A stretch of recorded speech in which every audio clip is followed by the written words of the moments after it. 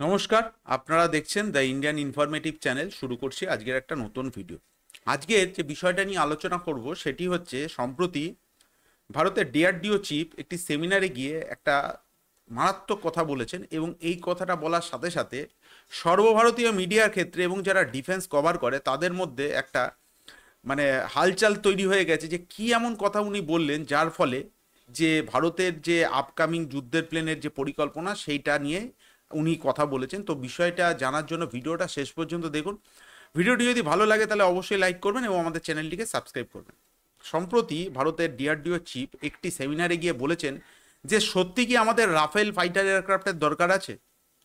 তখন এই প্রশ্নটা করার সাথে উনি এই প্রশ্নটা যখন ছুড়ে দেন, তো স্বাভাবিকভাবেই সেখানে যারা সেমিনার হলে ছিল তাদের মধ্যে প্রশ্নটা জায়গা হঠাৎ করে তিনি এই কথাটা বলছেন কেন। তিনি খুব যুক্তি দিয়ে একটি কথা বলেছেন যে সত্যি রাফেলের আমাদের দরকার, কারণ রাফেলের থেকে বহুগুণ আধুনিক যুদ্ধের প্লেনের টেকনোলজি ভারতের কাছে আছে। এবার আপনারা এই নিয়ে বলবেন যে ভারতের যুদ্ধের প্লেনের টেকনোলজি রাফেলের থেকেও বেশি। হ্যাঁ, অবশ্যই বেশি। তার কারণ হচ্ছে আপনারা নেভির যে টেড বিএফ টুইন ইঞ্জিন ডেক বেস ফাইটারের কথা আপনারা প্রত্যেকেই শুনেছেন। আর এই ডেক বেস ফাইটার তৈরি হওয়ার সাথে সাথে যখন ডিআরডিও এবং হ্যাল ভারতীয় বায়ুসেনাকেও এর মধ্যে অংশগ্রহণ করতে বলেছিল, ভারতীয় বায়ুসেনা এটাকে নাকচ করে দেয় এবং বিনিময়ে ভারতীয় বায়ুসেনা 114খানা রাফেল বা রাফেলের মতন যুদ্ধের প্লেন কেনার যে দরপত্র সেই নিয়েই তারা চিন্তাভাবনা করছে। এখন ইনি এই যে কথাটা বললেন এর তাৎপর্যটা এই কারণেই গুরুত্বপূর্ণ, তিনি এই বিস্তারিতভাবে যখন বলছেন, উনি বলছেন যে একটি রাফেল বা রাফেলের মতন যুদ্ধের প্লেন কিনতে গেলে মোটামুটি প্রায় 25 থেকে 27 বিলিয়ন ডলারের দরকার। এখন 25 থেকে 27 বিলিয়ন ডলার, এটা কিন্তু ওই 2-5 হাজার কোটি টাকা না, এখানে প্রায় 1.5 লক্ষ কোটি টাকার কাছাকাছি। আমি জানি না অ্যাপ্রক্সিমেট হিসাবটা আমি দিতে পারছি না, কিন্তু ওই পরিমাণ টাকা কিন্তু ভারতের বাইরে চলে যাবে। বিনিময়ে রাফেল বা ফ্রান্সের ড্যাজো অ্যাভিয়েশন আপনাদেরকে কি দিতে পারে, ভারতকে কি দিতে পারে? তারা টেকনোলজি ট্রান্সফার করবে না, তারা মুখের উপরেই বলে দিয়েছে। খুব বেশি হলে তারা ভারতে একটা অ্যাসেম্বল লাইন তৈরি করবে, এবং সেখানেও তারা একটা ভারত সরকারের কাছে একটা ওনারা বলেছেন, দাবি রেখেছেন যে এই যে অ্যাসেম্বলি লাইন তৈরি হবে তাতে কিন্তু 100% এফডিআই থাকবে, মানে ফরেন ডাইরেক্ট ইনভেস্টমেন্ট থাকবে। সেখানে ড্যাজো অ্যাভিয়েশন পুরোপুরি তারা নিজেরাই বিনিয়োগ করবে, এবং ড্যাজো অ্যাভিয়েশনের সেই কারখানা থেকে খুব বেশি হলে ভারতের কিছু শ্রমিক, কিছু লেবার, কিছু ইঞ্জিনিয়ার সেখানে তারা কাজ দেবে। এর বেশি কিন্তু কিছুই হবে না, কারণ পুরো টোটালটাই কিন্তু ফ্রান্স থেকে তৈরি হয়ে আসবে, ভারতে এসে এখানে অ্যাসেম্বল হবে।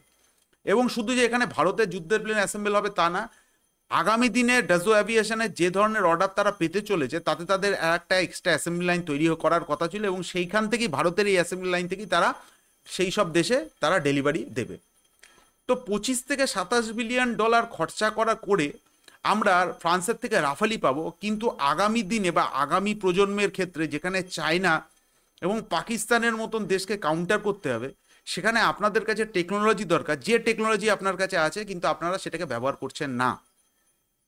তো উনি একটা খুব গুরুত্বপূর্ণ কথা বলেছেন অর্কার ক্ষেত্রে। উনি বলেছেন যে অর্কা হচ্ছে, রাফেল যদি 4.5 জেনারেশনের ফাইটার হয়, অর্কা কিন্তু -5 জেনারেশনের ফাইটার এয়ারক্রাফট, যেটাকে টেড বিএফ বলা হচ্ছে। আর এই যে টাকাটা আমরা রাফেলের ক্ষেত্রে বিনিয়োগ করব, তার থেকে অনেক কম টাকা যদি একসাথে ভারতের নৌবাহিনী এবং ভারতীয় বায়ুসেনা একসাথে এই প্রজেক্টে যদি ইনভলভ হতো, তাহলে খুব সহজেই তার থেকে অনেক কম টাকায় আমরা দেশেই অর্কা বা টেড বিএফটা খুব তাড়াতাড়ি নিয়ে আসতে পারতাম।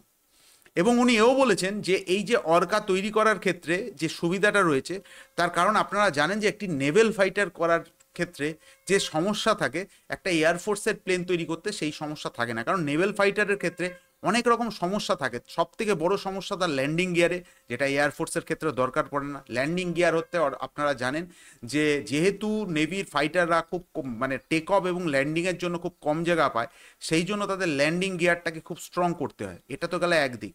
দ্বিতীয় কথা হচ্ছে নেভেল ফাইটারের যে স্ট্রাকচার হয়, সেই স্ট্রাকচার কিন্তু অনেক ভারী হয় এয়ারফোর্স প্লেনের থেকে।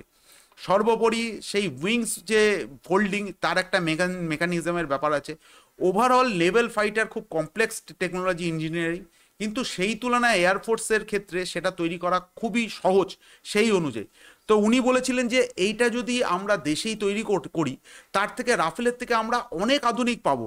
একটি সূত্র উনি বলছেন যে 2030-এর আগে যে রাফেল 5 আসার কথা, যেটাকে বলা হয় রাফেল F5, যেটা সব থেকে আধুনিক হতে চলছে, সেই টেকনোলজি ভারতের কাছে এই মুহূর্তে চলে এসেছে, যেটা কিন্তু টেডবিএফে তৈরি হবে। এবার আপনারা চিন্তা ভাবনা করে দেখুন যে আমরা 25 থেকে 27 বিলিয়ন ডলার আমরা ফ্রান্সকে দিয়ে দেবো, কিন্তু আমরা যদি 5-6 বিলিয়ন ডলারও এই ক্ষেত্রে খরচা করতাম, তাহলে সেক্ষেত্রে খুব তাড়াতাড়ি আমাদের কাছে অর্কা চলে আসতো। তার কারণ 2030-এর আগে আপনার কাছে রাফেল ফাইটার আসবে না। আর যদি ভারতীয় বায়ুসেনা 2020-র সময় একসাথে নৌবাহিনীর সাথে যৌথ উদ্যোগে যদি এই ফাইটার প্লেনের ক্ষেত্রে যদি তারা টাকা ফান্ড ইনভেস্ট করতো, তাহলে সেক্ষেত্রে খুব সহজেই আমরা রাফেলের থেকেও অনেক আধুনিক যুদ্ধের প্লেন তৈরি করে ফেলতাম। এখন আপনারা কি বলেন এই বিষয়ে অবশ্যই কমেন্টস করবেন। তার কারণ হচ্ছে, দেখুন, দেশীয় জিনিস সবসময় ভালো হয়, এই বিষয়ে কোনো সন্দেহ নেই। তার কারণ এই যে রাফেল আমরা ফ্রান্সের থেকে কিনবো, একটি মিসাইল ইনস্টল করার ক্ষেত্রে, যেটা ফ্রান্সের নয়, সেটি ইনস্টল করার ক্ষেত্রে নানা রকম প্রতিবন্ধকতার মুখে আমাদের পড়তে হয়। সেক্ষেত্রে ফ্রান্সের পারমিশন লাগে। এমন এমন সময় গেছে যে ফ্রান্স পারমিশন দিয়েছে কিন্তু প্রচুর পরিমাণে টাকা ভারত থেকে নিয়েছে। আবার এমন এমন ক্ষেত্র আছে যে অনেক ওয়েপেন্স তারা তার মধ্যে ইনস্টল করতে দিচ্ছে না। তো ভারত যদি নিজেই যুদ্ধের প্লেন তৈরি করতে পারতো, যেটা অর্কার ক্ষেত্রে বলছি যে টেডবিএফ এর এয়ারফোর্স ভার্সন, তাহলে আমাদের প্রচুর পরিমাণে বিদেশি যে মুদ্রা, সেই মুদ্রা থেকে আমাদের মানে বেঁচে যেত। আর দ্বিতীয় কথা হচ্ছে, আমরা আমাদের মতন করে 114খানার জায়গায় হয়তো 214খানা যুদ্ধের প্লেন তৈরি করে ফেলতাম, এবং আমাদের ভবিষ্যতে যে প্লেন তৈরি করার যে ইনফ্রাস্ট্রাকচার, সেই ইনফ্রাস্ট্রাকচার কিন্তু আরও সুদৃঢ় হয়ে যেত। এখন দেখা যাক যে ভারত সরকার, এখন ভারতীয় বায়ুসেনা এই বিষয়ে কি চিন্তাভাবনা করছে। তার কারণ ভারতের যে রাফেল কেনার যে প্রক্রিয়া বা 114খানা যে যুদ্ধের প্লেন কেনার প্রক্রিয়া, সেই নিয়ে কিন্তু এখনও কোনো বড় রকমের কোনো খবর পাওয়া যাচ্ছে না। তো আমাদের মনে হয় যে ডিআরডিওর চিফ যে কথাটা বলেছে সেটি একদম সঠিক কথা বলেছে। এখন দেখা যাক ভারত সরকার বা ভারতীয় বায়ুসেনা কী স্টেপ নেয়, এই বিষয়ে আমাদের নজর থাকবে। আর আপনারা অবশ্যই নজর রাখবেন আমাদের চ্যানেলে। তো ভিডিওটি শেষ পর্যন্ত দেখার জন্য ধন্যবাদ। জয় হিন্দ।